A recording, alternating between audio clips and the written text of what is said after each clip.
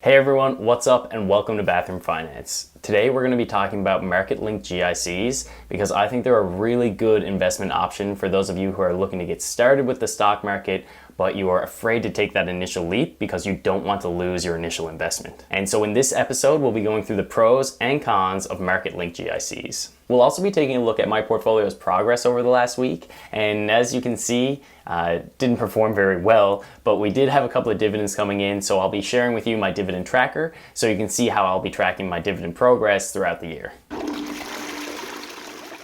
So what are market-linked GICs and why do I think they're such a good option for those of you who are looking to get started with investing? To get started, let's just look on the Scotiabank website and take a look at their market-linked GIC offerings so we can look at the details together. So this is a market-linked GIC page for Scotiabank. You can quickly find it through Google. I'll also put the link in the description so you can find it easily.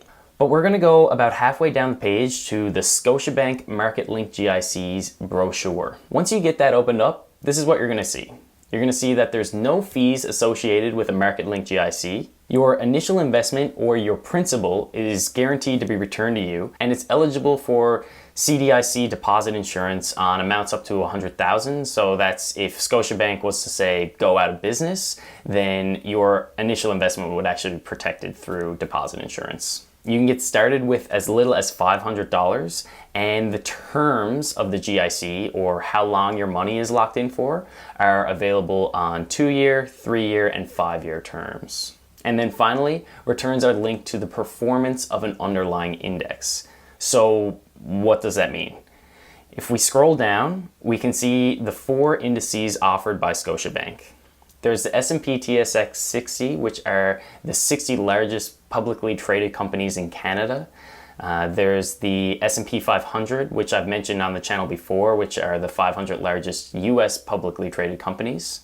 There's the TSX Capped Utilities, which are the major utilities companies in Canada, and the TSX Composite Low Volatility Index, and that's a index of the 50 least volatile public companies in the TSX. And so these are companies whose prices don't quite vary as much as the other companies on the TSX. But what does that mean for you and how much money you're going to make? If we scroll back up, you can see that the index you choose, if it was to underperform or if the value of the index was to go down, you'll receive the minimum guaranteed return for that GIC. And I'll show you what those numbers are in just a second. If the index was to increase by a percentage that's between your minimum and maximum return for the market-linked GIC, then you'll receive the actual return for that index. And if the index increases past your maximum return for your GIC, then the bank actually keeps the additional return, but you'll still get your maximum full-term return. So these minimum and maximum returns are tied to the specific GIC you select. And for Scotiabank, when we go back to our initial page and we look at the top 60 GIC, you can see that it's available in 2 different terms. There's a 3-year and a 5-year term. For the 3-year term, it has a minimum guaranteed return of 1.25% and a maximum return of 11%. So your minimum return is how much you're going to gain on your investment no matter what. No matter what the market does, you're going to gain at least 1.25%, and the maximum you can gain is 11%. You do have to realize though that these percentages are not your annual return, they're the return for the full 3-year period. So if you want to look at that on an annual basis, you can see the minimum return is about 0.41%, and if we work it out for 11%, it's about 3.5% per year when looking at this 3-year GIC. You'll also notice a number which is the interim interest rate, and this is the interest that you'll gain between your actual purchase date and the date in this column, which is the GIC's issue date, and that's the real start of your 3 or 5-year term.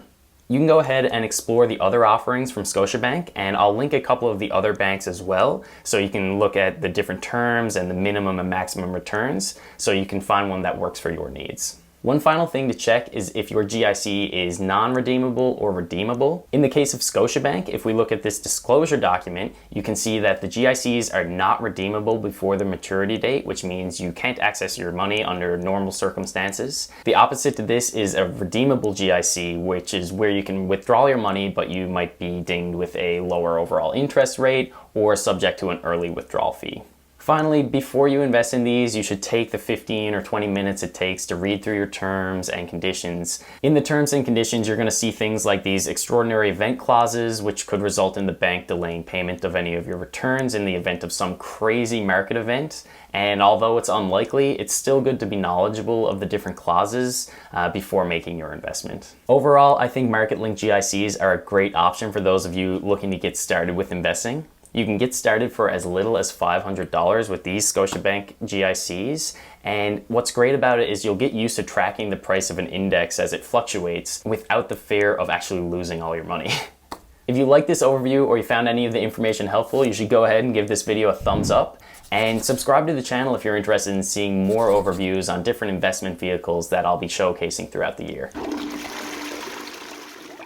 Man, oh man, another crushing week for the S&P 500 as we see it go down another 5.29%. This is definitely a good example of where a market-linked GIC would come in handy. But there is some light at the end of the tunnel for me because my goal here is to create a passive income stream through the dividends paid through my portfolio. I've linked this dividend tracker below, but here we can see the dividends that I've received since we started this series and a graph that shows my month-over-month progress. So in January, we can see that we generated $3.45. In February, $3.45 again.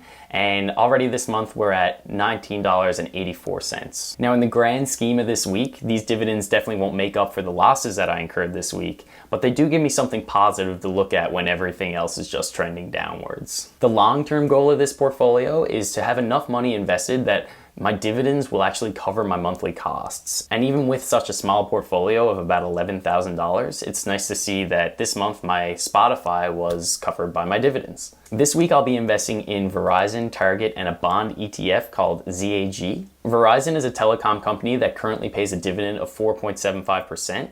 Now that might change throughout this year as it's going to be pretty tough for a lot of companies, but they have consistently raised their dividends for the last 15 years. Target is a retail store that currently pays a dividend of 2.71%. And again, they'll be tested throughout this year. However, they've consistently increased their dividend for the last 51 years. Finally, ZAG is once again a bond ETF, and I'll be scooping up some additional shares in that again this week. Now I'm going to deposit another $1,000 to invest in next week's episode, but the bowl's refilled and I gotta run, so I'll see you on the next episode of Bathroom Finance.